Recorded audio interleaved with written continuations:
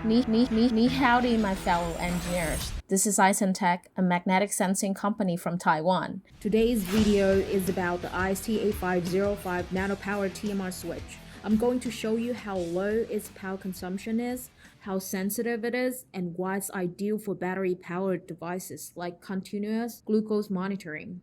I'll also compare it with other products on the market designed for similar applications. In addition, I'll compare the response time across different IST8505 versions so you can choose the most suitable one for your application. Here's a schematic of the test circuit used on the demo board. All the magnetic switches are tested in the same circuit. There are 4 of them, all connected to the same battery. The sensor operates only from the charge stored in the 100 nanofarad capacitor after we turn off the switch. We then compare how long each sensor can operate relative to the others. Let's look at the demo setup. Here on the board, we have our IST8505 1Hz version with the LED indicator. We also have 3 competitor sensors. The first is a TMR sensor. The second is a Hall sensor sensing along the x-axis. The third is also a Hall sensor, but sensing along the z-axis. The LED indicates how long the system lasts under the same energy condition.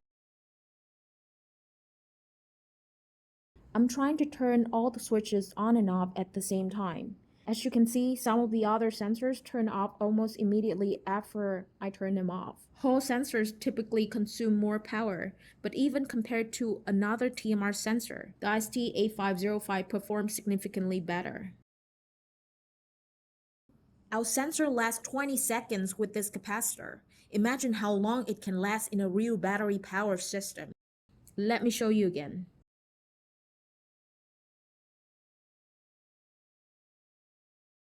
You can see the difference is quite significant and hard to ignore. Next, let's look at sensitivity. I'm going to trigger all sensors at the same time using a huge magnet along the x-axis. The second competitor, which uses Hall technology, shows very good sensitivity, which is quite impressive, but our IST8505 still performs better. For the third competitor, the sensor needs to be triggered along the z-axis, so the magnet orientation needs to be considered during your system design process.